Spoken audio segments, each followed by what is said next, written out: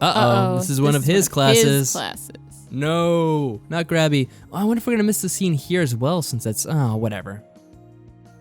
Get to your seats, hurry up, no chatter. In this class, carelessness might cost you your fingers. He wouldn't really cut off a student's fingers, would he? Don't underestimate Grabby. Here you'll be learning the seductive art of red magic, the evocation and control of energy. With this power, you might summon a breeze, light a fire, or call a distant object to hand.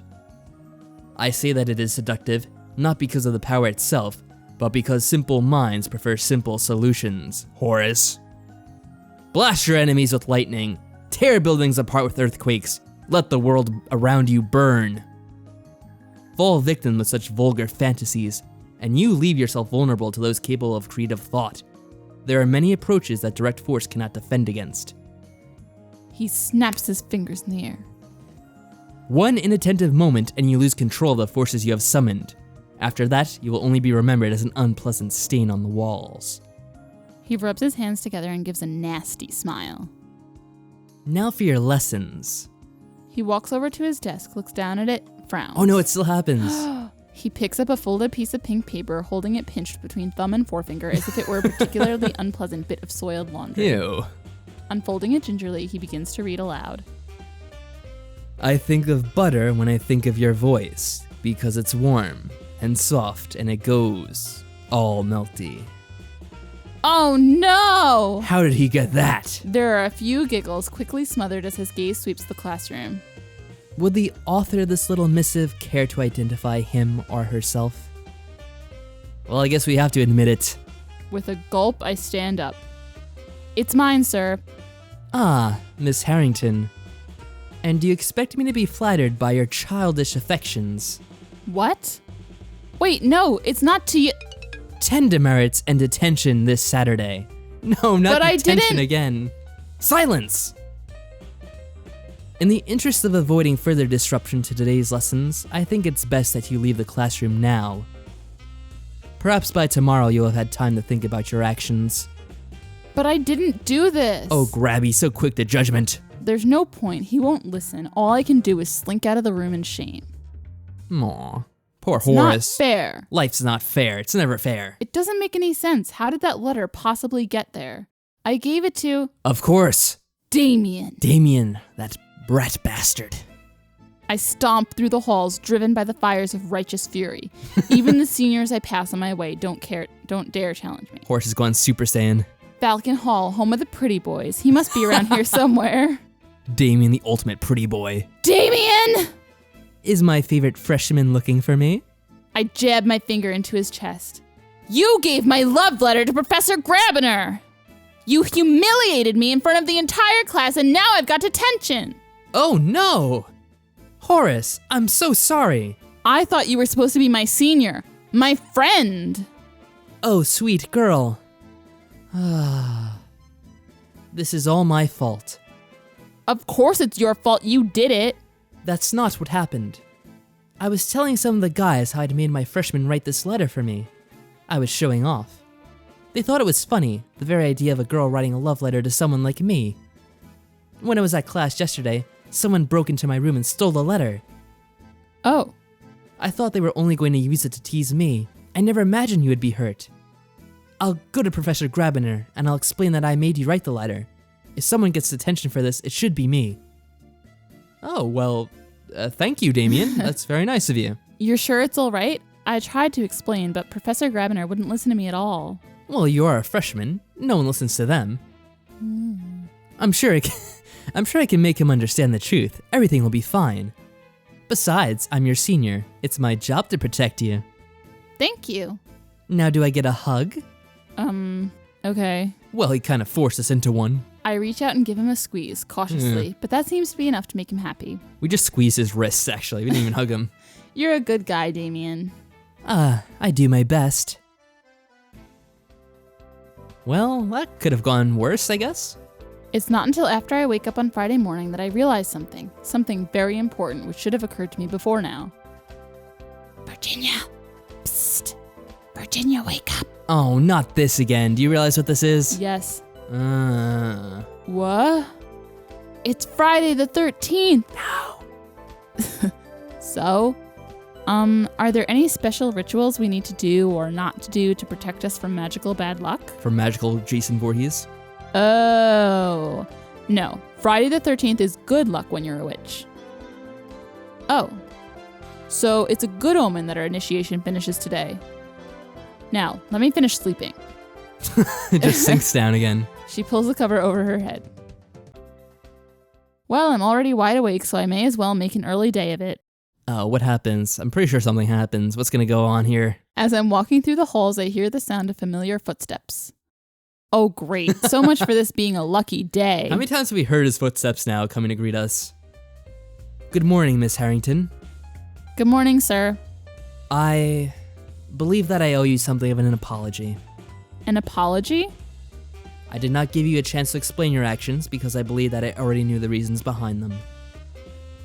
You may not be aware, Miss Harrington, but it is considered a traditional initiation prank to order freshmen to proclaim their love for me.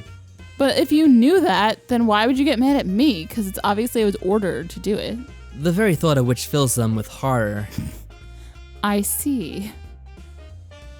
Since it was not your intent to disrupt my lessons, I will cancel your detention and return the 10 merits I took from you.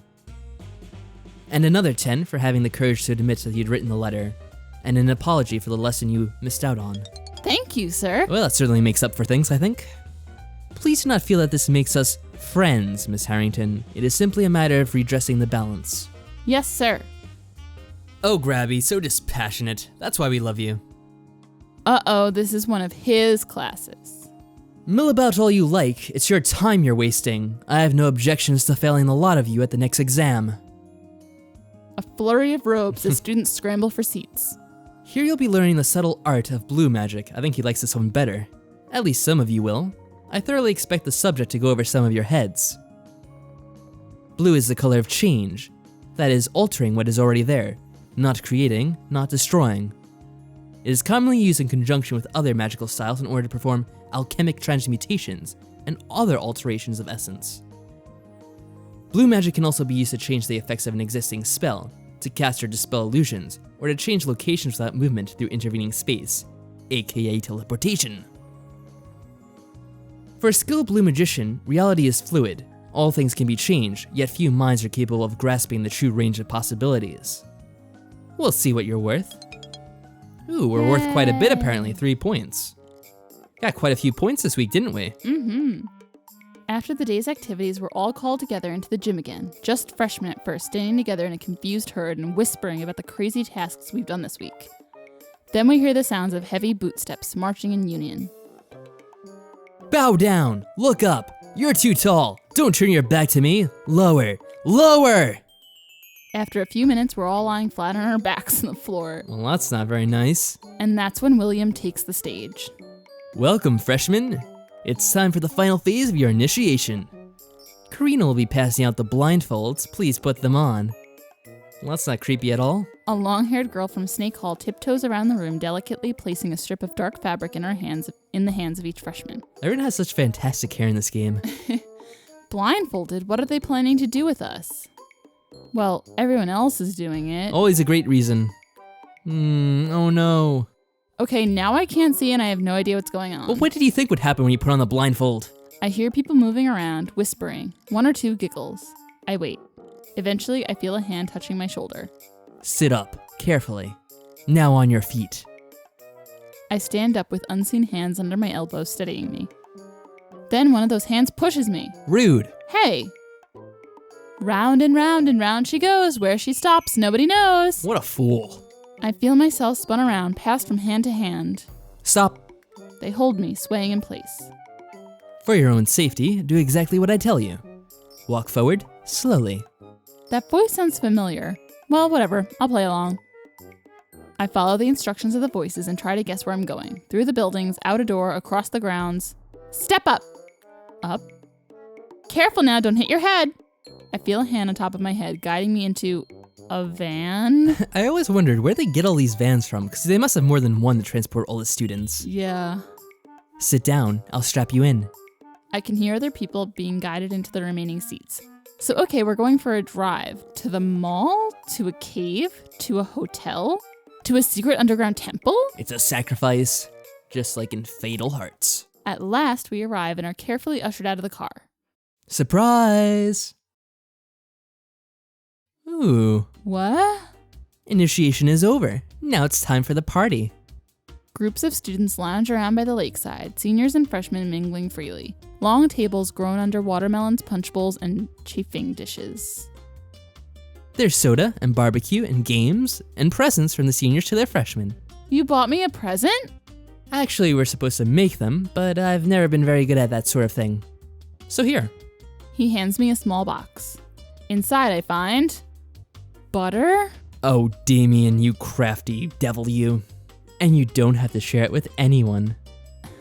He smiles at me and seems so perfectly happy that I can't imagine anyone would ever think him an evil demon. Come on, let's go to the party. It's just getting started. All right. Everybody's here. This would be a good chance to get my roommates to meet Damien and see that he's not a bad guy. But if that backfired and they said something mean to him, it could spoil the party. What should I do? Who would say something mean to a guy like Damien? What are your thoughts here? What do you want to do? I don't know. I don't want him. Well, it doesn't matter. And just this decision here actually doesn't affect much of anything, if I recall correctly. Okay, I guess introduce him to someone? Which one do you want to do? Virginia. Let's do Virginia. She's not going to be pleased, I bet. Oh, you should meet my roommates. Instantly dislikes. Are you sure? They're nice. You'll like them. I hope.